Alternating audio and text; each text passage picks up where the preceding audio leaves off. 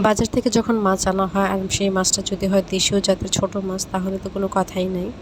এখানে আমি ট্যাংরা মাছ রান্না করব। ট্যাংরা মাছটা যেহেতু আকারে ছোট, তার জন্য এটাকে আমি ট্যাংরা মাছের ঝোল করেই রান্না করব, কারণ এই মাছগুলি এভাবে ঝোল করে রান্না করলে কিন্তু অনেক মজার হয়। আসসালামু আলাইকুম, সবাই কেমন আছেন? আশা করি ভালো আছেন। তো ট্যাংরা মাছের ঝোল রান্না করার জন্য প্রথমে আমি কড়াইতে মাছগুলোকে নিয়ে নিয়েছিলাম এবং এতে দিয়েছিলাম পেঁয়াজ, রসুন বাটা, লবণ,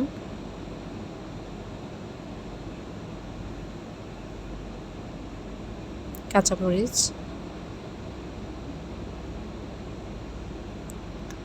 হলুদের গুঁড়া দিয়ে দিলাম। হলুদের গুঁড়া দেওয়ার পরে আবার দিয়ে দিলাম আমি মরিচের গুঁড়া দিয়ে দেওয়ার পরে দিয়ে দেবো এতে আমি সামান্য পরিমাণে তেল।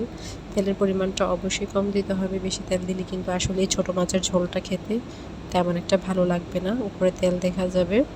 আর সব কিছু দিয়ে ভালো করে হাতে এভাবে মশলাটা মাছের সাথে ভালো করে মাখিয়ে নেব। আর যাতে একটু মাখো মাখো হয় সেদিকেও লক্ষ্য রাখতে হবে। আর একটু পরিমাণে পানি দিয়ে এটাকে চুলায় বসিয়ে দেবো, যাতে এই অল্প পরিমাণে পানিটার মধ্যে মাছটা কষানো হয়।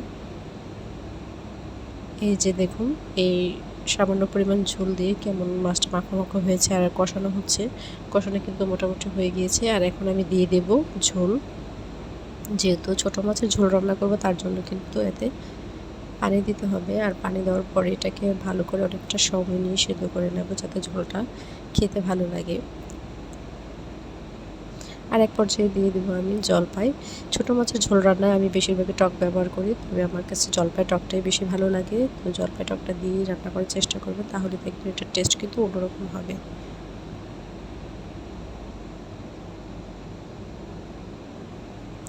এইভাবে অনেকটা সময় রান্না করে নেওয়ার পরে যখন ওঠানোর সময় হবে, তখন দিয়ে দেব ধনেপাতা। ধনেপাতাটা কিন্তু আমরা যে কোনো রান্নার শেষে দিই, এতে দিলে কিন্তু অন্যরকম একটা স্মেল আসে, যেটা খুবই ভালো লাগে। আর ছোটো মাছ কিংবা দেশীয় জাতের কোনো মাছ রান্নায় কিন্তু এইভাবে ধনেপাতাটাতে রান্না করলেই ভালো লাগে। সব ভালো থাকবেন, আল্লাহ হাফেজ।